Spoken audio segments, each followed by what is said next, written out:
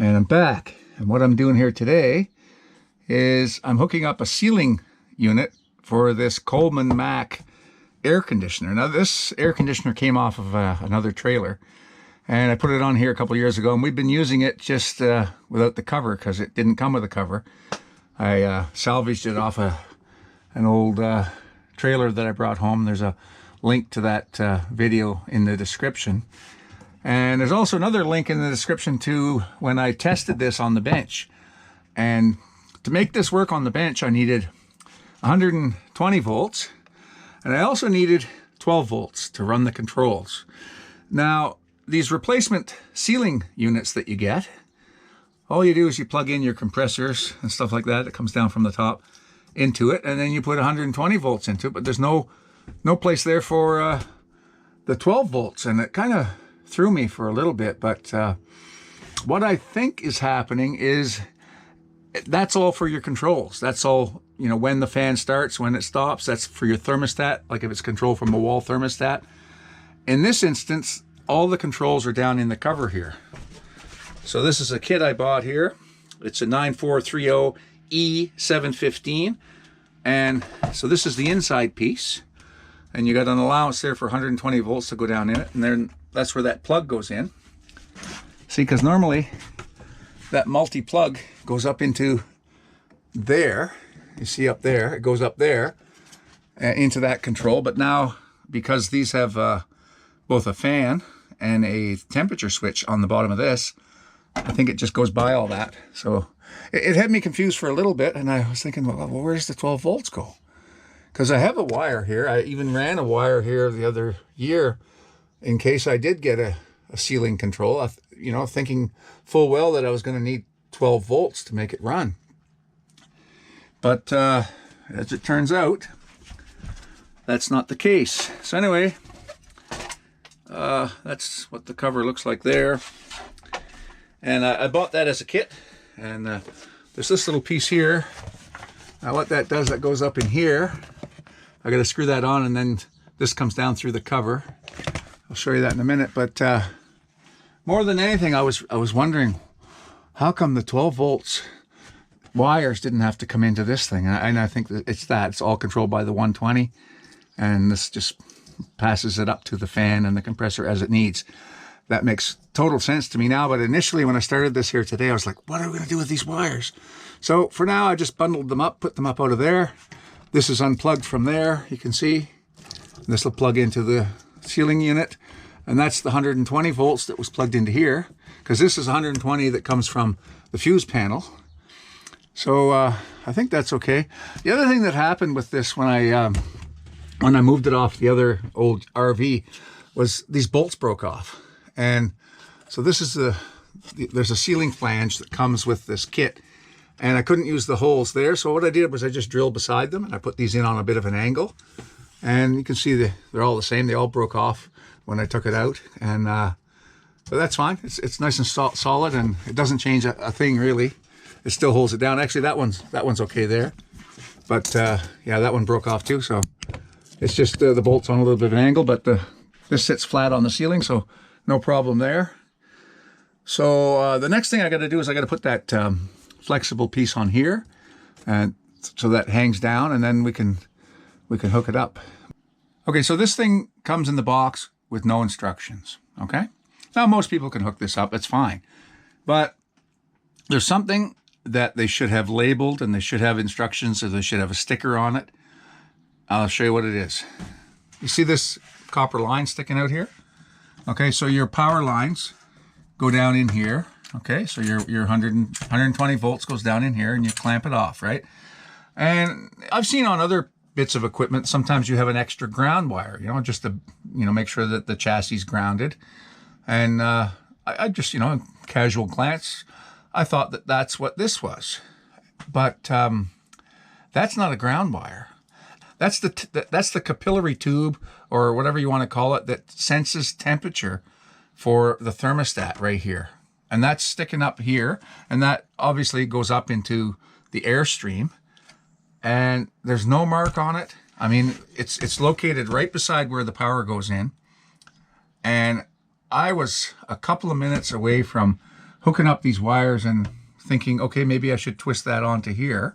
I was kind of, you know, asking why would they put the ground wire out like that, you know, and not run it in with the other two. Now I do see down in the box they've got, you know, hot, neutral, and ground. That makes sense. But to have this sensing line come out like that, so close to where the power goes in and not labeled in any way, is what I see as a mistake. I wonder how many people have bought these and thought that was a ground wire and twisted it into here. And of course, the minute you twist it into the other electrical wire, you're going to puncture this line and will render the thermostat useless. So, I mean, it's a nice unit. It looks good. And it comes from these people here in Wichita, Kansas. And why don't you put instructions in with your stuff, guys? You should have instructions in there. No instructions in the box. Okay? All right. So be careful if you go to put one of these in. This is your temperature sensing line, not a ground line for your electrical. It's an easy mistake to make. And I bet you somebody has made it over the years. Okay, I got everything hooked up to it. And I screwed that little sleeve thing. See there? 3 screws up in there. And I put one on either side. And, okay. And everything's hooked up. What I had to do to get that to clip together was I had to take this little cover off here and hold my thumb on the other side of that plastic piece, because it wouldn't click down. When I would push it down, the whole thing would push into that little hole. So that's not held in there very well. You have to hold it from both sides to get it to clip on, as opposed to the other one that's up there, or you just take your wire and click it on, it stays on there. Not that one. It wanted to push into the hole. So something else to work on there, guys. Anyway, I don't want to be overcritical. It's just a few things like that, man. That line, that capillary line, or whatever you want to call it, the sensing line, that should be marked. You know, how much would it take to put a little tag on it saying this is your sensing line, and have something in the instructions, you know? Anyhow, that's about it. When I put this up, this is going to go up like this, and I've just got this bent gently so it'll go straight up in here, and that'll take the intake air temperature. I believe this is your outlet air right here. That's your inlet air. Yeah, the inlet comes in here on both sides, and it discharges down and out both sides like that. So, okay, I'm gonna put that on the ceiling. Okay, so I just screwed that. I've just screwed it up. I just screwed it up to the ceiling, 4 screws. I pull that little collar down through. And then there's a piece of double-sided tape. They want you to take that tape off now. So expose the sticky side on the outside of that double-sided tape. Okay, I'm going to pull the tape off the outside of that double-sided tape, like so. And then kind of fold this against the sticky tape, like that, all the way around, like so. And then they want you to trim the whatever's down below it off. I did see that online. I found one video that showed that. Okay, I'm just going around there with a knife, cutting off the excess and leaving the rest stuck to that tape. Okay. Okay. So there it is. Down like that. That little temperature sensing line is straight up there. See it? All right. The only other thing to do is put the outer shroud on this thing. Let's try it. So here it is here. Okay, so just pick these out. Okay. That little screen, we'll pick that out of there. and that exposes these mounting bracket holes. Same on this side. Pull that down. Pull that down. Take out the little filter. All right. So it'll go up like this. And 4 more screws.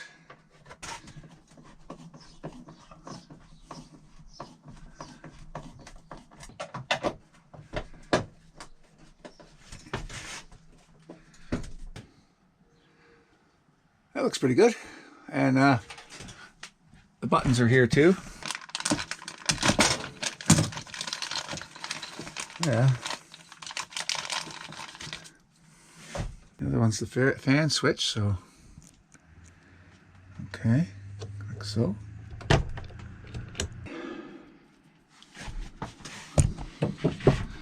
And you've got these little dampers here that can control which way, like if you want to ease back on how much cold air is coming into the room, you can close that up a bit or open it.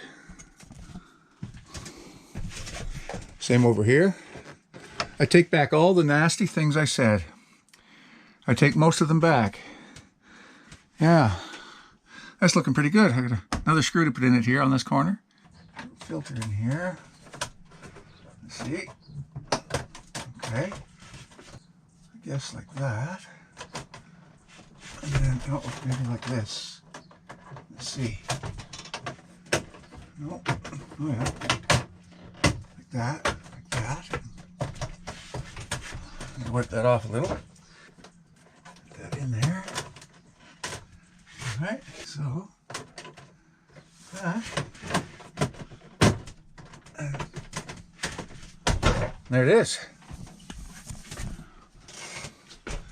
What do you think of that? And not a bad word to say, right? That looks pretty good. It's pretty slick. It doesn't hang down too far off the ceiling, you know. I was worried it was going to be interfere.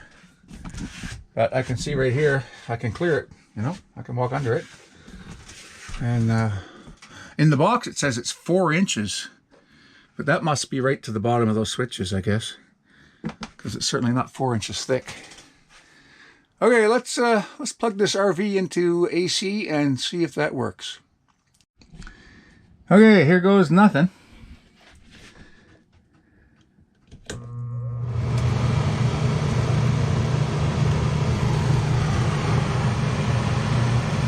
Fan's working.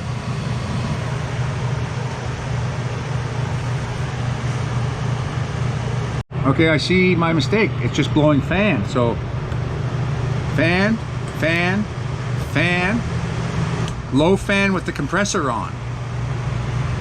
And then it'll be high fan with the compressor on. And I just heard the compressor start up there. And it's getting cold. Yeah. Yeah, it's starting to blow cold. And we got her. I take back all those things I said. Yeah, it's a great rig. The Coleman-Mach interior ceiling piece. It's working like a dream. Very good. Okay. Yeah, nice and cold. So there's a fan setting here, just blows the fan, doesn't turn the compressor on. There's the high speed. Let's see if that works. Okay.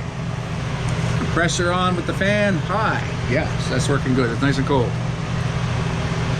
Ah, very good.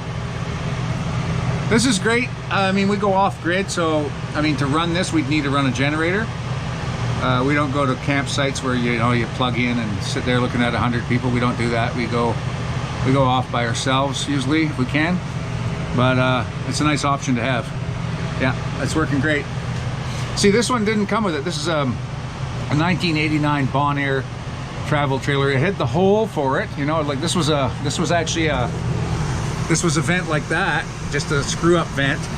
And but there was wiring here from the fuse box for the AC in case you ever wanted to put one in, and it's a 14-inch square, right? These holes are 14 inches each way, so that's why the standard air conditioning fits over a 14-inch hole in the roof. And I just happened to find this other one on another trailer ahead. Like I say, look down in the description. There's a link to that other video, and there's a link to when I first took this off the other trailer and tested it on the bench. And that's what kind of threw me at first. I was thinking, why don't we have to hook the 12 volts to it? And I scratched my head here for a little bit here today, but yeah, it's all controlled here because the thermostat is that little sensing line going up right here, and the fan is controlled here. It's all manual, right? No wall thermostat for this. It's blowing nice and cold. Anyway, that's all for today. Leave your comments down below, and we'll see you again here very soon on Everyday Projects. Bye for now.